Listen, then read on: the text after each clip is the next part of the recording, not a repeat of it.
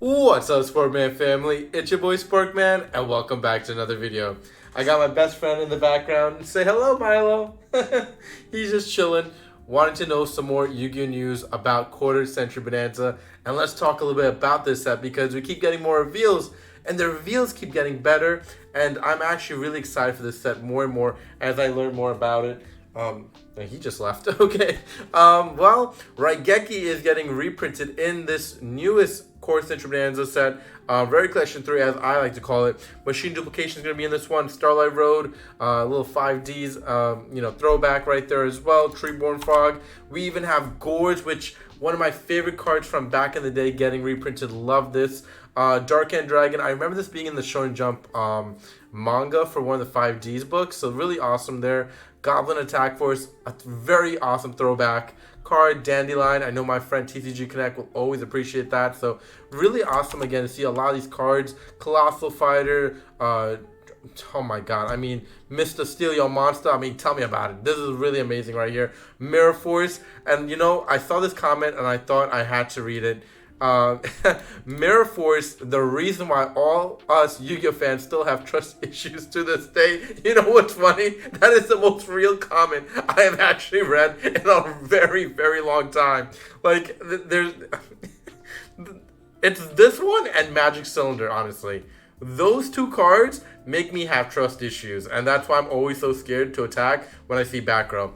Substitute, which is an awesome Core Century Secret Rare. Obviously, this one has gotten reprinted in the past year. A lot of people needing it, but also now getting reprinted in the Core Century Bonanza as a Core Century Secret Rare is really awesome.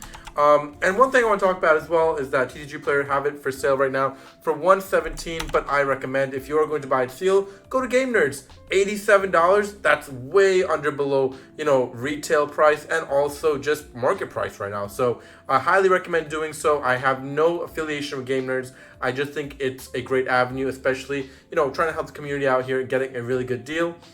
But with that being said, and about a lot of the cards in this set being absolutely amazing, I don't know how high the price tag will be as well. We talk about a lot of Core Century Secret Rares in the tins, in Rare Collection 2, in Rare Collection 1. They tend not to be the highest value in things when there's a lot of them reprinted into one set. We look at the tins here, and after, really two of these cards being really the highest amount in Core Century Secret Rare, above $10, everything else is $4 and below. So, it's pretty affordable for the most part. And I don't know how smart it is personally to be investing in Bonanza sealed, though it's incredible to open. It'll be fun to open nonetheless. I think that, if we're looking at the scope of things in terms of investment, in terms of just, cracking to open for, profit, I don't think it's the way to go personally for Bonanza, just because, again, I do think a lot of these cards will be affordable to the sense that there'll be a lot of them out there. Yes, it's a 200 card nostalgic pool. Yes, it might not get the card you might need right away. But with that being said, again, I think with just Core Century Secret Rares being kind of more or less available here to the public and more easier to pull from like a Core Century Secret Bonanza set, I do think that the price tag will not emulate as high as other Ready Collection sets in the past. As we see here, yes, these are not the highest price tags compared to what Rare Collection 1 shows for the most part, which, again, most of the cards from Rare Collection 1 are the more staple cards, more necessity cards people, choose to use in their main deck, and even if they don't choose to use it in their main deck, they definitely are side decking a lot of these cards as well. And personally, I do feel that yes, though buying the sealed version of Bonanza may actually accrue investment in the long term, which again I can see it happening without a doubt. I think if you're opening it for profit, I don't think you're going to see the profit in your favor ever so often easily opening it, especially in the first 2 weeks. I just don't see that profit being there for you. Obviously, there are pre-sale price, there are high price tag that does tend to happen in the first 2 weeks as well. So, depending on how things go, depending on the cards people are favoriting, wanting from that, 200 card nostalgic pool. And then obviously there's other cards in the set as well that will have some meta cards shifted in it as well. But for the most part, I don't see a lot of cards being that expensive that people are going to really need in this set as well. More or less, you're going to see a lot of GOAT, Edison players, Hat players, again, really diving deep into the set to want cards. But other than that, I just don't see it happening for current day meta players. And though there might be a lot of collection value to this as well, again, we look at a lot of the Ready collection stuff that also looks cool in terms of, collection value, but tends to be very low in price. Let's go back here real quick. The Tins is a perfect example of this, right? We talked about a lot of just amazing quarter century secret rare cards that people wanting for their collection. Number of Zero, Red Dragon Archfiend, Torrential Tribute, Wake Up Air Elemental Heroes, Excel Synchro Dragon. Again, all the pieces of Exodia. They're just not as high price tag. Even Blue Eyes White Dragon to an extent that you think the SDK artwork would be maybe even close to $40 here, especially with the new structure that coming out for Blue Eyes. Things have actually gone down in the sense of Core Center Secret Rare for Blue Eyes, which is actually surprising nonetheless, which everything's been going up in the Blue Eyes section and market as well, while the Core Center Secret Rare from where it was holding around $32 not too long ago, even last week, now seeing a price tag below $25. Market price is $26, but it's incredible to see prices really decrease here in the Core Center Secret Rare collection here for a lot of these sets and a lot of these reprint sets as well. Really not hit home.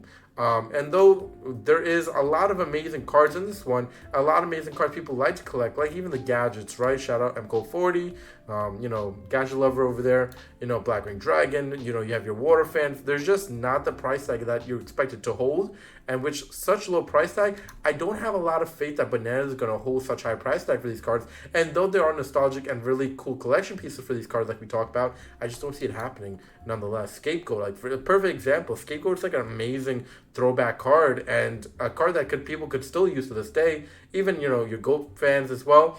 Under $1 for a QCR, I don't know. That's just a telltale sign to me personally. I don't know about you, but that just really tells a sign. But I will say this. You can open it for fun, and I expect people to open it for fun. I would probably open it for fun, and I'd probably get a lot of the cool cards that, even if I didn't expect to get the exact card I wanted, I think I'll still have fun opening this. There's just going to be such amazing rarities in this one, such amazing old cards in this one. It's going to make anyone that was a fan of Yu-Gi-Oh! Back in the day just enjoy opening this. I just don't see profit in your favor if you're going to buy it for profit. But with that being said, enjoy what you enjoy, open what you want to open, and have fun with Yu-Gi-Oh! At the end of the day, because that's what it's all about. It's a trading card game. Open what you love. But again, you have to look at the sense of if you are opening it for profit, I don't see the sense of this one being in your favor in that regard. But, maybe this will change the price of a lot of other things. Maybe you never know these things. Maybe it might bring in a lot of people, especially seeing a lot of older cards in that sense from the nostalgic card pool. But we'll see. Time will tell. But from what we've seen in the past of Core Center Secret Rares, it doesn't look good for a lot of these Core Center Secret Rares in terms of price tag in the future. But with that being said, I hope you guys enjoyed today's video. Let me know what you think in the comment section down below. Let me know what you think about all the cards they have been revealing. I really am a big fan. I like Gores. I like the Dark End Dragon. I like Goblin Attack Force. I love the Mirror Force. Dandelion is a really awesome add-on. Colossal Fighter, Subtoad. A lot of these cards are just such amazing cards. And also just can't get over this comment. It's just so funny. Yeah, let me know what you think. Are you going to invest in the seals? Are you going to hold on to it? Are you going to open it? What are you looking to do with this set? I want to know. But all in all, I think it's a really great set, and I can't wait for it. I think Konami, in terms of making sets, have gone in the right direction.